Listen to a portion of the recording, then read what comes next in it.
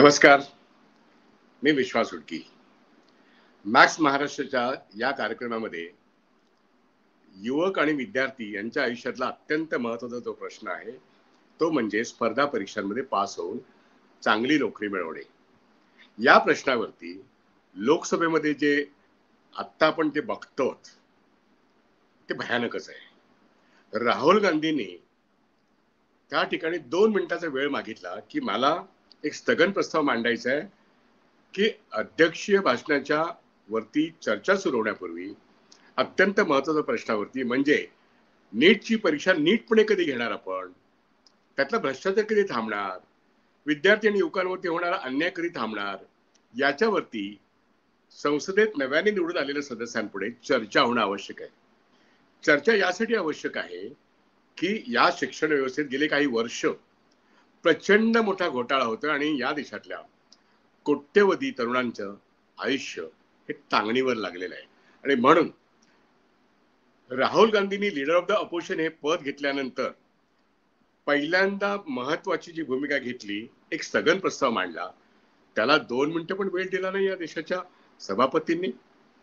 आणि त्यामुळे सभापतीने वेळ दिला नाही त्याच्यापूर्वी आपण असंही चित्र बघितलं की संविधानाची शपथ घेताना संविधानाची प्रत जेव्हा इंडिया अलायन्सच्या अनेक पक्षांनी दाखवली, त्याच्यावरती जय संविधान असं जेव्हा उच्चार केला तेव्हा सभापती इशारा देऊन सांगतात, वॉर्निंग देतात सभासदांना. एवढंच नाही तर संविधानाचे संरक्षक म्हणून अध्यक्षांची जी जबाबदारी आहे त्यांच्या भाषणामध्ये सुद्धा, जे भाषण खरं तर सरकारच लिहून देतं आणि ते वाचनाचं काम अध्यक्षा द्रौपदी मुर्मू करतात, पण त्यांनीही इमर्जन्सीचा काळ सभापतींनी इमर्जन्सीच्या प्रश्नावर ठराव आणला. अशा सारख्या प्रोव्होकेटिव्ह बाबी या ठिकाणी आपण बघितल्या.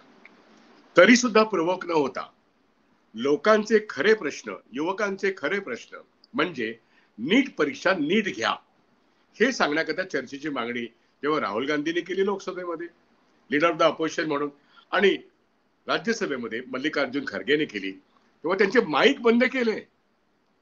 अशा तऱ्हेची तानाशाही प्रवृत्ती लोकसभेमध्ये 272 न गाठणाऱ्या केवळ 240 वरती रोखल्या गेलेल्या भारतीय जनता पक्षाला अजूनही शहाणपण आलेलं नाहीये. पण त्यांच्या बरोबरच्या सवंगडाला तरी कुठे शहाणपण आलंय. आणि त्यामुळे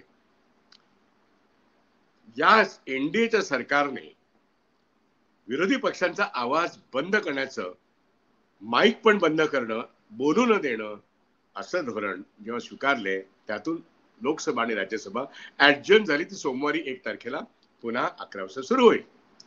पण या प्रश्नावरती सातत्याने रस्त्यावरती विद्यार्थी आंदोलन करतात.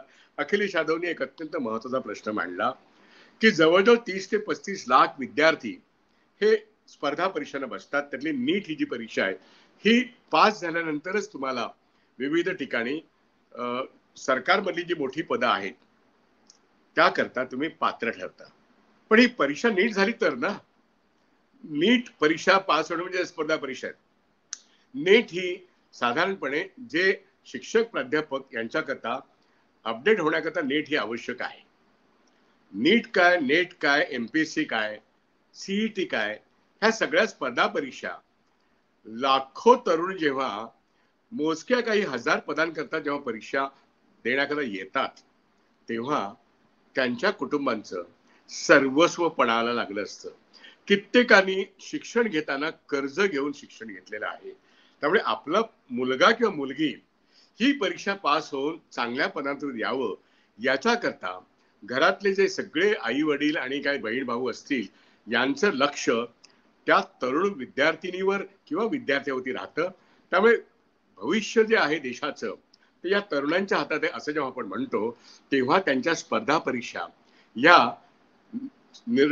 सुरळीतपणे पार पाडणं, त्यांच्याकरता एक चांगलं वातावरण असणं, त्याच्यामध्ये कोणताही भ्रष्टाचार, हिंसा होता कामा नये याची एक सरकारने काळजी घेणं, अशी व्यवस्था असणं हे होत नाहीये. आणि म्हणून गेले 10-15 वर्ष मध्य प्रदेश सारख्या राज्यामध्ये भ्रष्टाचाराची अनेक प्रकरणं व्यापम, ज्याला असं नाव आहे की मेडिकलचे विद्यार्थी स्पर्धा परीक्षा या ठिकाणी लाखोची लाच दिल्याशिवाय, पेपर फूट झाल्याशिवाय पुढे जातच नाही. पेपर फोडण्यामध्ये राज्यकर्ते, पोलीस खात्यातले लोक आणि नोकरशाहीतले लोक हे पुढाकार घेऊन काम करतात, पण त्याची चौकशी करत नाहीत. मध्य प्रदेशमध्ये राष्ट्रीय संघावरती सुद्धा हे आरोप झालेले आहेत, पण त्या ठिकाणी सरकार निवडून येतं म्हणून ते आरोप खोटे आहेत असं म्हणण्याचं काहीच कारण नाही, कारण चौकशीच होत नाही. चौकशी करा ही मागणी जेव्हा राहुल गांधी लोकसभेमध्ये मांडतात किंवा राज्यसभेमध्ये मल्लिकार्जुन खरगे मांडतात, तेव्हा ते या देशातल्या तरुणांचा आवाज बुलंद करतायत. पण तोच आवाज थांबवणं, स्लो करणं किंवा होऊच न देणं अशी कृती जेव्हा सभापती करतात, तेव्हा या देशाची संसदीय लोकशाही ही पुन्हा एकदा या देशाचे एनडीए 3 सरकार बर्बाद करणार आहे का, असा प्रश्न आहे. अखिलेश यादव यांनी प्रश्न उपस्थित केला तो असा फार महत्वाचा आहे की 140-142 कोटीच्या लोकसंख्येमध्ये साधारणपणे 1.5 ते 2 कोटी लोक हे या परीक्षेमध्ये इन्व्हॉल्ड असतात. ते विद्यार्थी असतात, ते पालक असतात. परीक्षा कंडक्ट करणारे लोक या व्यवस्थेमध्ये हजारो असतात, परंतु ज्यांचं भवितव्य त्या एका विद्यार्थ्यावरती केंद्रित आहे ते लोक 1.5 ते 2 कोटी आहेत. कारण 35 ते 40 लाख लोक या स्पर्धा परीक्षांना बसतात. ते नीट, ते नेट, ते एमपीएससी, ती सीईटी आहे. या ठिकाणी भ्रष्टाचार मुक्त आणि स्पर्धा योग्य व्हावी, त्याचे रिझल्ट नीट यावेत, परीक्षा नीट व्हावी, ते लीक होऊ नयेत.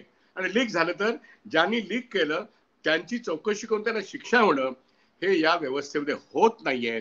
म्हणून युवक आणि विद्यार्थी आणि त्यांचे पालक हे चिंतित आहेत. तर 35-40 लाख जरी विद्यार्थी बसत असले तरी सगळे त्यांचे पालक आणि घरचे बघितले तर 1.5 ते 2 कोटी लोक आज या परीक्षांच्या गैरव्यवस्थेमुळे आणि कोणतीच चौकशी गुन्हेगारांची होत नसल्यामुळे, पेपर लीक हा नित्याचा व्यवहार होत असल्यामुळे पोलीस, राजकीय नेते यांचं नेक्सस, ब्युरोक्रेसी आणि राजकीय नेते यांचं नेक्सस, शिक्षण व्यवस्थेमध्ये अनेक युनिव्हर्सिटीचे पदाधिकारी आणि कुलगुरू आणि शिक्षण मंत्री हे यांना लाज वाटत का नाही, असा प्रश्न जेव्हा जनता विचारते आणि लोकसभेमध्ये विरोधी पक्ष नेता राहुल गांधी आणि मल्लिकार्जुन खरगे जेव्हा आवाज बुलंद करतात, तेव्हा आता कुठेतरी आमच्या प्रश्नांना वाचा फुटेल असं जेव्हा आपल्या सगळ्या विद्यार्थ्यांना आणि तरुणांना वाटतं, त्यावेळेस तो आवाज बंद करण्याचा जेव्हा प्रयत्न येतो, तेव्हा सुट्टीच्या दिवशी आता ऑलरेडी गेले 10 दिवस 15 दिवस आंदोलन खूप जोरात चालू आहे. विद्यार्थ्यांवरती लाठीमार होतोय, हल्ला होतोय, अटक होते, पोलीस कारवाई होते, पण राज्यकर्ते ढिम्म आहेत. कारण लाखोनी ते मालामाल झालेत. होय, मध्य प्रदेशमध्ये आहेत, महाराष्ट्रात आहेत, युपी मध्ये आहेत, बिहारमध्ये आहेत, राजस्थान हरियाणामध्ये आहेत. भाजप प्रणित सरकार ज्या ज्या ठिकाणी आहेत ते नित्याचे व्यवहार आहेत. पण ज्या ठिकाणी भाजप प्रणित सरकार नाही आहेत त्या ठिकाणी सुद्धा सरकारांचा हस्तक्षेप हा भ्रष्टाचार थांबवण्याकरता, या ठिकाणचा होणारं पेपर लिकेज हे अटकाव करण्याकरता असे कोणते प्रयत्न आहेत हे मात्र दिसत नाहीये. म्हणूनच एकूण शिक्षण व्यवस्थेचा बट्ट्याबोळ आणि कुलगुरूंपासून केंद्रीय मंत्री आणि राज्यांमधल्या मंत्र्यांपर्यंत ज्यांचे ज्यांचे हात बरबटलेले आहेत या युतीमध्ये, या साठगाठमध्ये, या भ्रष्टाचारामध्ये, याची चौकशी मागणं हे काय चुकीचं आहे? पण ते राहुल गांधींनी केलं. राहुल गांधी आज या भ्रष्टाचाराच्या विरुद्ध नीटची तपासणी नीट करा, भ्रष्टाचाराला शिक्षा करा आणि तरुणांचं भविष्य सुरक्षित करा ही मागणी जेव्हा ते करतायत तेव्हा त्यांचा आवाज बंद करण्याचा प्रयत्न होतोय. याचा निषेध संसदेत जसा होतोय तसा रस्त्यावरती पण होणं आवश्यक आहे. आणि येत्या कालखंडामध्ये ज्या निवडणुका देशात आहेत, तो हरियाणा असेल, ते झारखंड असेल, होय महाराष्ट्र आणि जम्मू काश्मीरमध्ये पण निवडणुका आहेत, किंवा कोणत्याही निवडणुकीमध्ये लोकांनी, विद्यार्थ्यांनी, युवा तरुणांनी या केंद्र सरकारला आणि भाजप प्रणित डबल इंजिन ट्रिपल इंजिन सरकारला धडा शिकवणं आवश्यक आहे. युवकांनी ठरवलं तर हे सरकार कधीही पडू शकतं. निर्लज्जपणे इंडियातले पार्टनर त्या ठिकाणी त्यांचे जे हितसंबंध आहेत ते काही काळ टिकतील, पण फार काळ हे सरकार टिकू शकणार नाही, कारण ते सर्वच घटकांवरती अन्याय करतं. म्हणून नीट परीक्षा, IPS, UPS, UPSC किंवा स्पर्धा परीक्षा याची चौकशी झाली पाहिजे. या मागणीला मोठा प्रतिसाद जनतेकडून येतोय, कारण 2 कोटी लोक याच्यामध्ये त्यांचं भविष्य हे गुंतलेलं आहे हे आपण लक्षात घेऊया.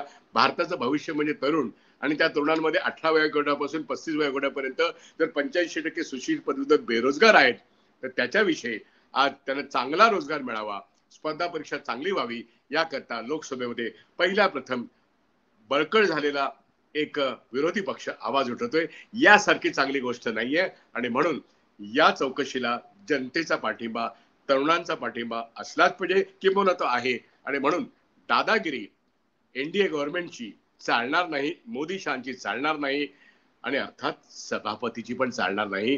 हे दणकून सांगावं लागेल. कारण भीती कोणाची? आमचं संविधान, लोकांचं संविधान, वी द पीपल म्हणून जे संविधान निर्माण होतं त्याचा कब्जा सभापती म्हणून तुमच्या हातात नाहीये हे लोकांनी सांगण्याची वेळ आलेली आहे. धन्यवाद. इथेच थांबतो. हा व्हिडिओ आवडला असेल तर तो सर्क्युलेट करा, लाईक करा आणि मॅक्स महाराष्ट्राचे सबस्क्रायबर व्हा हीच नम्र विनंती करतो. धन्यवाद.